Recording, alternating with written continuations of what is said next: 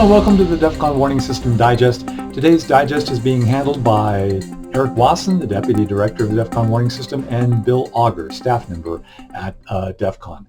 Some people have asked about the qualifications that we have to do what we do.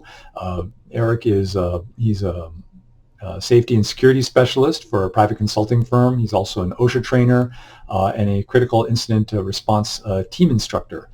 Bill Auger is currently working on his degree in nuclear engineering, and for my part, I've been studying nuclear war for 40 years or so, ever since the early 80s. I studied political science. I don't have a degree in anything like that. I've taken some classes and stuff like that. I'm also what's called National Incident Emergency Response Disaster certified. I'm currently a certified firefighter EMT, but I don't have like a degree in political science or anything like that. Like I said, I've studied this for 40 years. You can take a look at what we do and judge for yourself whether we know what we're talking about or not. You'll see we're some of the most even-handed in our analysis. We don't go off the trippy end and say, just because a balloon is flying over the United States, we're at, we're 30 minutes from nuclear war or anything like that. We also don't hold back. We don't say DEFCON 5 when the nuclear subs are on the coast and their tubes are open and the ICBMs are being fueled. Just if you think that we know what we're talking about, or if we don't, just come and take a look at what we do and judge for yourself, because that's what we always say. Come and judge for yourself. Andrew Wilkow once commented that your pedigree does not outweigh the strength of my argument. So even though we don't work for the UN, even though I'm not a high general, I'm not the chief, I'm not the chief of staff or anything like that, or been in the army or the military for 30 or 40 years. And it doesn't necessarily mean I don't know what I'm talking about. A lot of us get our degrees just by out of life. So come and see what we do and judge for yourself. If you don't think we know what we're talking about, the unsubscribe button is right there. If you do think we know what we're talking about, the subscribe button is right there as well. Just, like we always say, make your own decisions. Don't rely on what somebody else says. All we do is we just, give you information, we give you our analysis, and, you make your own decision. We don't think the government is going to give you the information you need in the event of impending nuclear war, so we're there to, ring the proverbial bell, and you decide what to do with it after that. We don't say, this is what you need to do, now go and do it, and we're going to hold a gun to your head if you don't do it. Just take our recommendations or don't. So, but in the meantime, this webcast, I think we're calling it, digest, we're still trying to decide whether to call these podcasts, webcasts, or videocasts or something like that, but digest. This digest, we're going to talk about a very controversial subject. Why are we still at DEFCON 5? There's a lot going on in the world. The Ukraine thing. NATO's getting more and more involved. Russia accuses NATO of being involved in the Ukraine war. So why are we still sitting at DEFCON 5? And to take up this question, I present to you Eric Wasson and Bill Auger. Hello, welcome to the DEFCON Warning Systems Roundtable Digest. I don't know what we're going to call this at the end of the day. Now, our topic today is why are we still at DEFCON 5? Now, it's a question that I've seen in some Twitter comments that I've seen on the forums. People are saying, look, there's all this stuff going on in the world. Why on earth are we still at DEFCON 5? So to explain the DEFCON levels to you, I hand you over to Eric Wasson, or Riffraff. We have been addressing this basically almost since the start of the Ukraine war. So some OSINT sources have been claiming that the United States military is at DEFCON 2 or the European theater is at DEFCON 2, and they've been saying this for months on end. And our levels have remained pretty consistent at 5 or 4. I think we went to 3 briefly once and then dropped it back down. But I wanted to cover specifically, because we get this question in Facebook, we get it on Twitter, we get it in our forums. why are we at DEFCON? Why are we not at DEFCON 2? How are we justifying that statement? And that's fair. Asking us to justify it is perfectly fair. So let's talk about that briefly. What people need to understand about the military DEFCON levels is that there are predetermined actions that take place at every level. As you run up through 4, 3, 2, and so on, things happen that have already been predetermined. They're already part of the plan. You can't hide that activity from the Russians or the Chinese or the general public. It's the worst kept secret, military secret there is out there, especially once we get to the higher levels. So part of the reason that we know the military is not currently at DEFCON 2 for the past basically 12 months is DEFCON 2 is not designed for that length of time. The amount of resources required for the military to maintain DEFCON 2, it would kill manpower, it would kill machines. The amount of effort and energy required to maintain that for almost a year, it's just not physically possible. So that's one reason. For the military, DEFCON 2 is designed to last days, maybe a few weeks at most. It's not designed to go for months on end. It's just not. Also, we would be seeing military activity at DEFCON 2. We would see a lot more of our strategic bombers being put into the air. We would see our heads of state would not be giving press briefings on shooting down balloons. They would be in secure locations at DEFCON 2.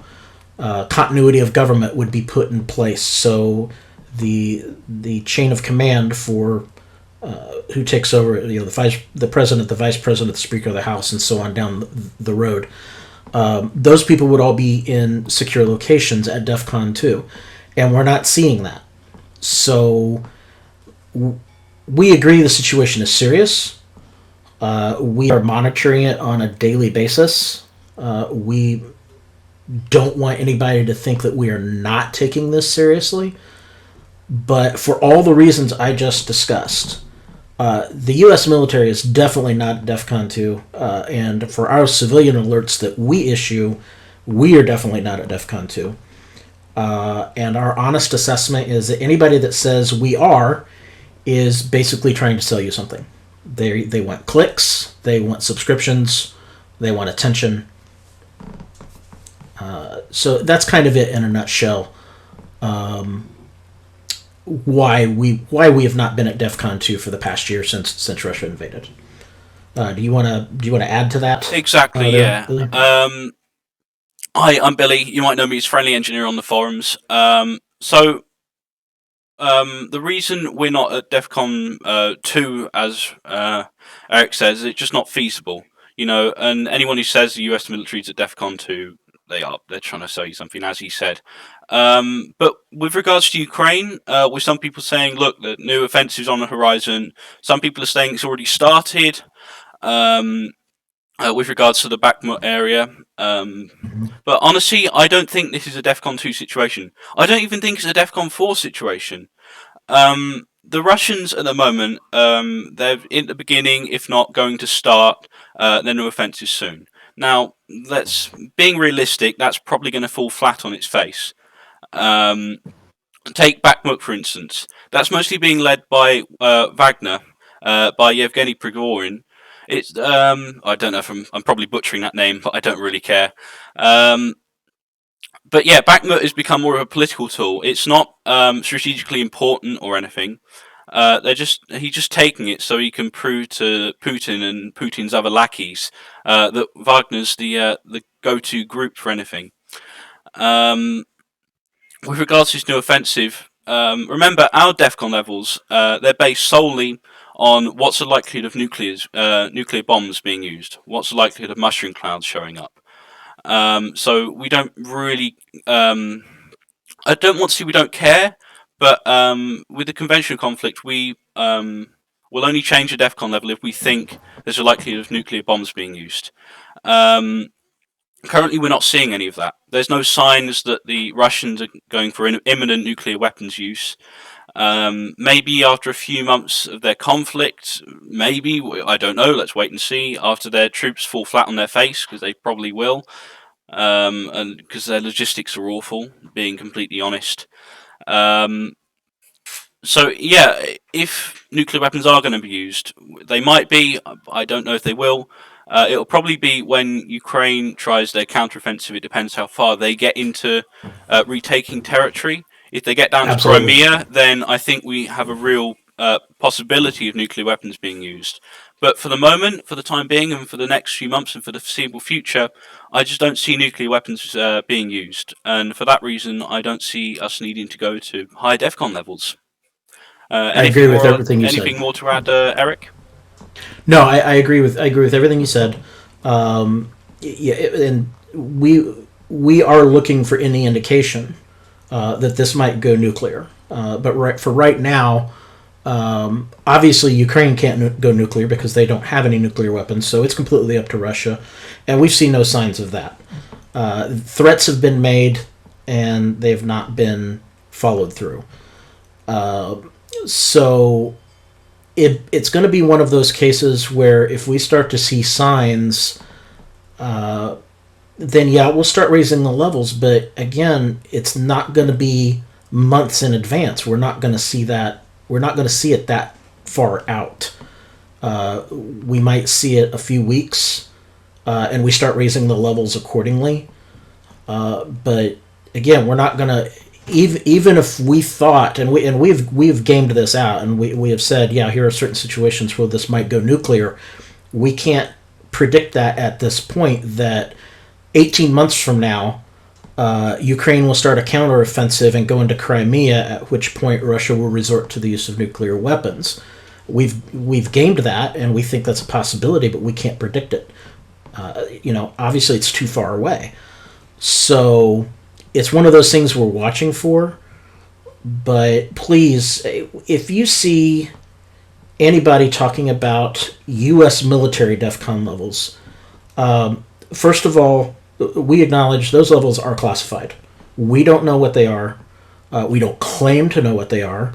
Even if we did know what it was, we would not broadcast it because that's a federal offense for us to do that. So our DEFCON levels are for the general public. So if you see somebody claiming that they know the military DEFCON level is at X, they've just committed a federal felony by revealing that to you. Or they're lying. One of the two. For others who are claiming, okay, based on our analysis, we think the military is at DEFCON X. Okay, so there are some people out there that do that. That's not what we do.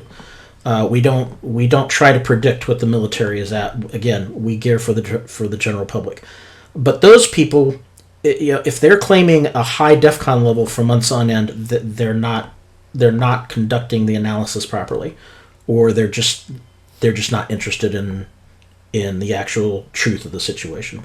So please don't. This is the time to go ahead and prepare. Go ahead and stock some food and water just for any disaster, not just nuclear war, but anything that could possibly happen. Earthquakes, power outages, it doesn't matter. We always encourage people to prepare for that. Now's the time to do it, but we don't see anything nuclear coming imminent at all. Well, thank you very much, ladies and gentlemen, for listening to us today. Stay tuned for more in the future. If you like this, please leave a comment. It means a lot to us. I read, and I know lots of the other staff members read virtually all of the comments. So we'll pick up on what you say. Why not make a forums account? Contribute to the conversation. We'd love to hear what you think. Thank you very much, ladies and gentlemen. I've been Billy Auger, or Friendly Engineer, and... Mm-hmm. And this is Eric Wasson. I do want to add one thing. So based on what you said, we do read the comments, and there was one comment on our last podcast about our qualifications to do this. That's a valid request. I have posted my background on my profile on the DEFCON Warning System website forums. So if anybody wants to check out my background to see my qualifications for analyzing this type of stuff, that is there for anybody to go check. So I want to toss that in there because you're right. We do read the comments, we pay attention to them, and if somebody makes a valid point, we act on it. Exactly, yeah. And my qualifications are, I'm currently studying for A-levels at the moment. I've got fairly decent GCSEs in science and maths. I'm studying an A-levels in chemistry, physics and maths, and in a few months I'll probably be going off to university to study nuclear engineering, hopefully a master's degree.